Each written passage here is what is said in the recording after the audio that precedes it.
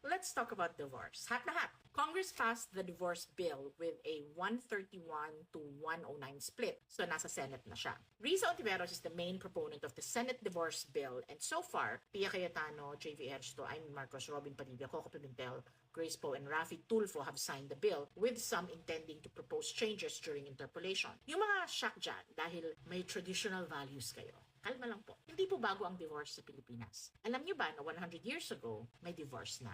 In 1907, right after the first National Assembly was elected into office, Representative Mariano Leuterio of Mindoro filed a divorce bill. In 1909, another batch of representatives were elected, Representative Jose Clarin of Bohol and Representative Carlo Ledesma of Iloilo filed another divorce bill. At this point, the National Assembly and the nation were divided about divorce, with the Catholics showing the loudest opposition. As a form of protest, a lawyer named Alfredo Chicote even brought girls to the Congress committee rooms and instructed them to cry during the hearings. Sayang, wala pang YouTube noon. I would watch that. In the end, the bill was stopped by the upper house or the Philippine Commission. In 1916, when both the upper and the lower house of Congress were composed of Filipinos, divorce was revisited. Representative Pedro Abad Santos of Pampanga, the brother of future Chief Justice Jose Abad Santos, filed a divorce bill in the lower house with 9 acceptable reasons for divorce. Senator Pedro Guevara of Laguna filed the Senate version of which reduced the acceptable reasons to 1.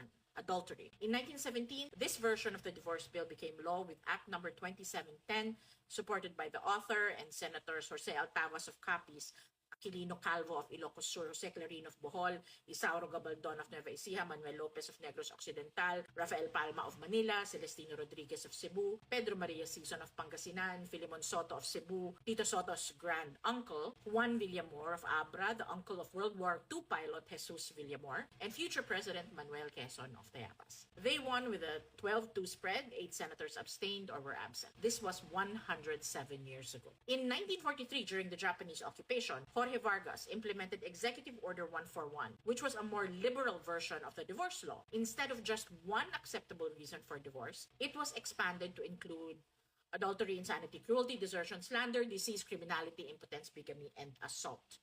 This was 81 years ago. In 1947, in an effort to undo the damages of the Japanese occupation, President Manuel Rojas created a code commission to work on a new civil code. The commission was headed by Jorge Bocobo, and their efforts created Republic Act No. 386, or the Civil Code of 1950, which only allowed legal separation and did not allow absolute divorce. When asked about my position on divorce, I offer this analogy. I may not be sick, but I would support people's access to medical care. My ex-boyfriend/husband and I have been happily married for more than 30 years, pero I support people's access to government protection through laws to help them recover from their sick relationships. O, diba?